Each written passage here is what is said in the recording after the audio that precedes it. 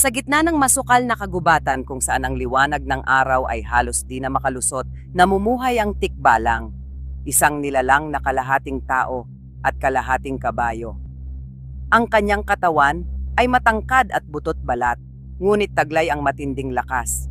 Ang kanyang mukha ay kabayo, mahaba ang nguso, may mga ngiping parang pangil, at ang mga mata niya ay nagliliyab sa dilim, animoy baga sa ilalim ng gabi. Ang kanyang buhok ay mahaba at magulo, at ang kanyang mga paa ay kabayo rin. Nakatalikod ang mga tuhod, kaya't ang bawat hakbang niya ay kakaiba at nakakakilabot.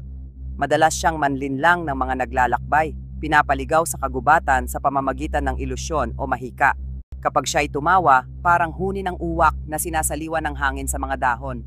Maaaring siya'y magpakita bilang anino lamang, ngunit ang kanyang presensya ay agad nararamdaman. Biglang bumibigat ang hangin, naninikip ang dibdib, at ang balat ay sinasayad ng lamig na hindi maipaliwanag. Isa siyang nilalang ng kagubatan na ginagalang, kinatatakutan, at iniiwasan. At ito si Lola Minda.